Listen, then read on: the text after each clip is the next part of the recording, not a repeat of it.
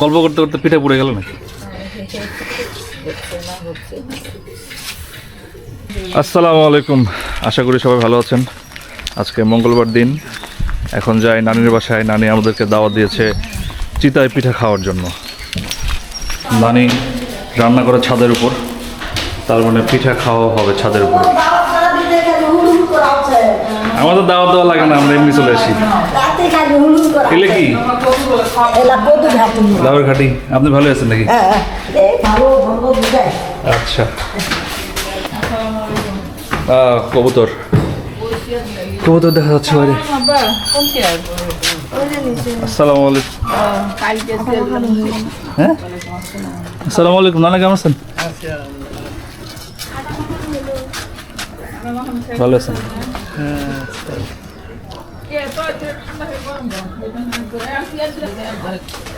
খাবার আমরা তো মনে করলাম দেরি হয়ে গেল আসা। দেরি তো, আমি তো তরকারি রান্না করলাম, তোরা কখন আসবি আমি নিয়ে বসতে হবে, আমার রান্না করতে হবে। কার উপর বসছিস? বসে থাকা পারতেছিস? টুল টুল প্রোটিন টুল। ওজন যে বাঁকা হয়ে গেছে, দেখ আগের বাঁকা।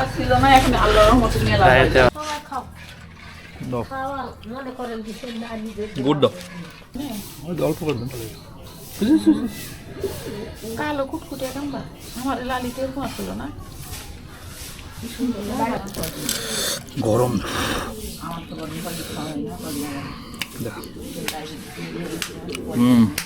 মজা।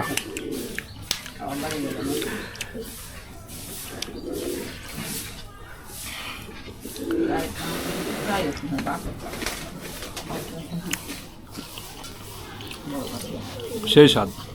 কেমন কেমন? মজা মজা। একটু খা। কি নানির গোলাপের গাছ থেকে আমরা গোলাপ ফুল ছিঁড়ে আমরা পিঠার ডেকোরেশন করেছি।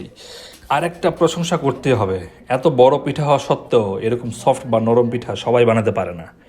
অল্প রাস্তা কিন্তু আমার বাড়িতে কাছে না, বইয়ের অসুবিধা হচ্ছে, যে জন্য আবার আপনাকে ফোন দিলাম। আমি তো দেইনি, আদিক ফোন দিছিল ছোট ভাই। ঠিকই আছে, ওই শোন আমার বাবা আজকাল সেই কালকে ফোন দিলাম, ওই আমার কথাই খেয়াল করে।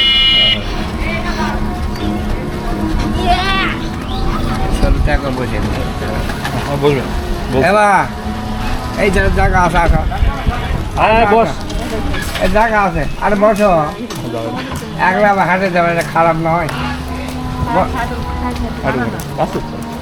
তাহলে গেল বা, তাহলে গেলাম। আচ্ছা টাটা। চলি আঠারি দু ভাই এখন মাটির মানুষ। এরকম আমি দেখেছি খুব কম।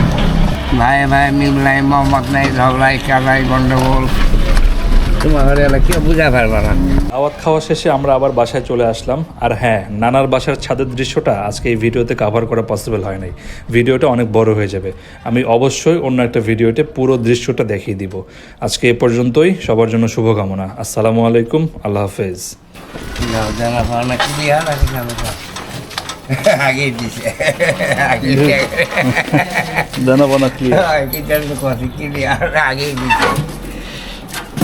আবার না গেলে ফোন করেন বা। আচ্ছা ঠিক আছে, এলাচি আসি। আচ্ছা।